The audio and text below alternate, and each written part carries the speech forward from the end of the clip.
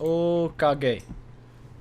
Okage. Okage. Welcome back to Avoiding Wargaming. This is a new segment called Underappreciated Game of the Month, where we review or just look at some of the old games that everyone kind of passes by. We're kind of going to pay homage to some of the games that we played that we thought were really good, but just didn't seem to get the credit we personally thought it deserved. Yeah, and today we're looking at Okage, because that's one of our favorites. Or possibly pronounced Okage, because I don't think I've ever heard anyone ever say the name of that game out loud, which kind of brings the point of how underappreciated it is. I don't think I've heard anyone ever say that name out loud. True, yeah. So I don't know how it's pronounced. It's either Okage or Okage. When I was younger, I called it Okage, so I think it's Okage because it's Kage means like God or Kage no Jutsu! Yeah, and it's Japanese or something. Yeah, so anyways. Is this a JRPG? Because this seems like it was more like American made, maybe. I actually don't know. Hold on. Pause the recording. We're gonna go find this out.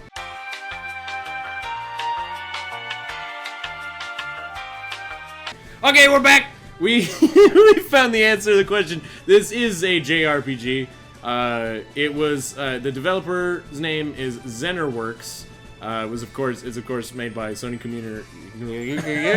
Sony Entertainment. Sony Computer Entertainment Made Incorporated. by Sony. Yeah, of course. Everything's made by Sony. Well, everything on PS2 was made by fucking Sony. Except for Crash Bandicoot. Don't take his word on that. He's an idiot. Okay. That's completely wrong. We're talking about Okage, though. Yes, we're talking about Okage. So Zennerworks is a company. I honestly don't know if they did any other games than this. At least no other game of note. Yeah, no other game of note. But Okage was of course, this is all opinion, but in my opinion, Okage was a very interesting game. It was a very strange RPG. The art style in itself was very weird. Very dark. Had a dark feel to it. It did, yeah. Like, the entire game is pretty silly in itself, but looking at the actual art style and design of the game, and even just the overall arcing concept is really is on the dark side, honestly. Yeah. Which kind of, in my opinion, made the game even more interesting.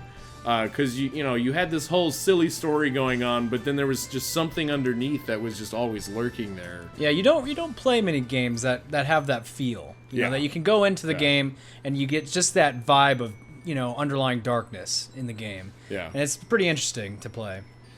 But back to the art style though, I particularly like the art style in this game because JRPGs, they have that reputation for having like anime-looking characters, and to a certain extent, the main character is probably like the most anime-looking character in the entire game. But if you look at any other character model in the game, they're always like super weird looking, and it's not for like graphical limitations, because this was on the PlayStation 2. So and there is RPGs out there on PS2 that have pretty basic, normal-looking characters. Yeah, so it's not due to graphical limitations. I think that was honestly just what they were going for with the art style. But yeah, every character except for like the main characters that you play as is a very, very strange, very silly-looking character. And I think that also has to do with part of the strange undertone to this story. I mean, even if you check out the script, like what the characters say and stuff, it's always just all over the place. Yeah, just crazy. There's actually I don't think we have any footage of it, but there is a point in the game I remember playing where I got into a random encounter battle, but before the battle started, Stan showed up on the screen. And he asked me like several questions. He wanted me to basically praise him. For those of you who have never played this game, Stan is the shadow that comes out of the back of your character. He's like a god of evil or something. Yeah, pretty much. Yeah. We're not gonna spoil anything, but he is pretty much with you the entire game, and he talks to you, and he's an asshole to you, and you're his slave. Play the game; it makes more sense. But anyways, so Stan, he before the battle starts, he popped up. And he basically wanted me to praise him. So he's like, am I a good evil king or whatever? And you can answer with different responses. I called him the great and powerful VCR. And then he got all sad and he didn't do anything. But it's interesting that it kind of gives you that choice. Basically, yeah. You know, not many RPGs give you ask you questions before a battle or has interesting play. I've only seen that happen once though. I don't know if there's any prerequisites to it happening or anything. Also, another notable thing that Stan does is I've only seen this happen once or twice again. But when I fought the first boss. When I was younger, the first boss was exceptionally hard for some reason. Now, going back and playing it again for the footage for this game, it was incredibly fucking easy. But it was super hard for me when I was a kid, and I constantly had to redo the first boss because it really gives you no beforehand to the boss. It just throws you in and you have to kill it. But that comes with being a kid trying to play games and everything. But there was one or two times I did it where Stan actually did a special move called Devil Throw or some shit, and he just threw a giant fireball and it did 100 damage. Yeah, actually, I think I recall that. That actually happened in that. I've got to the first boss. I actually remember that happening. Yeah. And I mean, at the time, being level 1 and being able to do only 5 damage to the ghost, Stan doing 100 damage was what the fuck? And so this is a groundless theory, but what I think is if you're actually help Stan and you just kind of agree with what he says, I think he helps you more in battle. Because if I do remember correctly, when that did happen, I was more subservient to Stan's bullshit. Yeah, I think I always complimented him in the game. Yeah. Yeah.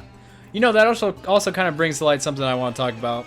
The main character is a little unusual compared to most RPGs. Oh, yeah, we should definitely address that. I mean, since we're talking about Stan, the main character basically doesn't even exist. He's basically just anonymous. Yeah, throughout the whole game. His default name is Ari. His default name is Ari, but you really don't know all that much about that character specifically because he's very soft. He's a very soft-spoken character.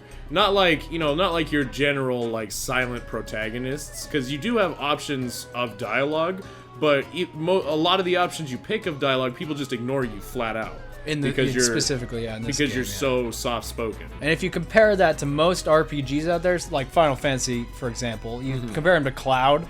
Who's got this big personality and he's this big character. He's the hero of the story. Yeah, he's very much like a silent protagonist, but it's not in the same way. He's a silent protagonist where he doesn't say much, but he's he's super badass, carries a giant sword, and, doesn't play by the rules kind of thing. Yeah, rebel. Yeah, rebel. Yeah, and then you get this character, he just wants to live his life normally, but he's just thrown into chaos. He's thrown into chaos, but he's super quiet.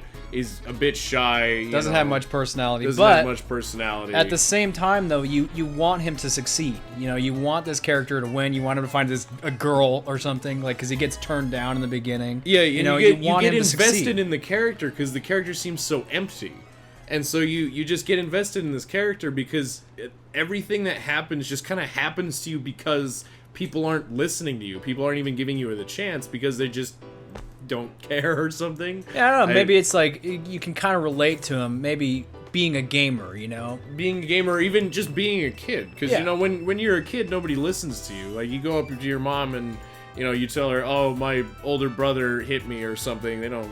Depending on your parents, I guess. This is my personal experience. But my older brother hit me. She's like, "Oh, whatever. Suck it up." Yeah. That makes my mother sound terrible. That makes our mother sound terrible, actually. She didn't care when you abused me. No, but definitely though, Okage is definitely a good game. I think it's even a good game for kids in that sense. It's a dark game, but at the same time, it's not dark in the newer age of dark games. You're not cutting people's heads off. It's not bloody or gory, but it's a game that a kid can play, but still kind of experience some dark. Dark things, Dark. I especially like the game for that reason too, because a lot of these newer games, when they're trying to be dramatic and serious, rely too heavily on just shock images. If you consider, if you look at the serious and dramatic games of this day and age, it's always something that has to do with oh, people are dying and there's immense amounts of bloodshed and oh god, that guy just had blood spurt out of his neck and that was my daughter. Exactly, yeah. Shit stuff like that. But this game doesn't do it like that, and it's just classic good storytelling. Yeah, it's good storytelling, and it's always an underlying theme. It's never the prominent theme of the game. it's always just a very, it's underneath the tone. But yeah, so you made me totally lose it. But, you know, and there's also a multitude of characters you can use. All very interesting and unique characters, too. Yeah, all the characters in the game are memorable and likable. Even to this day, I haven't played this game in years, but even to this day, I remember all the characters that come with you on your adventure. One of them, one of my favorite ones actually was Guten Kiesling. If I pronounce it wrong, I still don't give a shit. But he studies ghosts, and he's just a weird fucking guy. He's basically the mage character of the game, but really he's quite different than your typical mage. Yeah, he's a very strange guy, and I really enjoy the depth of character that they put into the game with each character, even the main characters, who seems to be at the beginning of the game seems to just be completely devoid of any personality whatsoever. It's just really, basically, to summarize the whole thing, it's a very interesting game. You don't see a lot of it. The art design is, you know, it's fun and silly, but the overall theme is, the overall underlying theme is very dark and gritty. It's just, you know, it's just a really good game. So that's why we're giving it the spot of our underappreciated game of the month. If you've played this game, great. If you haven't, pick up this game definitely somewhere. Unfortunately, I don't think Zennerworks even exists anymore, so I wouldn't worry about, you know, purchasing it somewhere where the developers will get money. But unfortunately, which is a shame. Yeah. It is a shame, because I'd love to give them. They could have just, even if they did make other games, they could have just made this one game, and I would have been like, you guys did your job. Just go retire in peace in somewhere. You made a good game. You're done. You've accomplished the goal. I want Okage 2. Yeah, I would like an Okage 2. That would be cool. If I ever had like $60 billion, I would go to the people of Zennerworks and be like, you go make Okage 2. Yeah. You can have as much time and money as you want. And by as much money, I mean, you know, you. Well, I don't know if I'll give you like $1 billion. Yeah, I'll give you like $2 million. I might use that rest of that money for something else. Buy a big sandwich or something. Buy a big sandwich. Yeah. Anyways, yeah. To wrap it up, that's Okage. Yeah. Shadow King. So pick it up. Check it out. Check it out. Also, if you want us to do a Let's Play of this game on our channel, we'll actually go through and we'll actually play the game and really showcase what's in the game and go through the story and everything. Or this game in particular, we might just play anyways because it's pretty exciting. Yeah, we're both of us are sitting here having really fond memories of this game. We both played this as youthful children. Right. But from now on, we're gonna do these underappreciated game of the weeks. If you comment, like, wait, of the week is of the month, or of the month, whatever it is. Originally, it was gonna be of the week, but we kind of didn't have enough content to do one every week. If you see a game though that we spotlight, you know, tell us if you want us to play it. We'll give it a playthrough. Yeah, leave us a comment down in the comment section. Let us know if you want us to do a Let's Play of it, and we will. If we have enough people say they want us to do a Let's Play of it, we'll definitely do it, because all the games, of course, the games we're going to be putting on this segment are going to be games that we like, so we'd be definitely happy to do a playthrough of them for you guys. Yeah. Like and comment. Like, comment, and don't forget to subscribe, because it really helps us out. And we'll, if you subscribe, we'll keep making these videos for you. We'll keep finding games that you may not know, and we'll showcase them. There you go. I love you.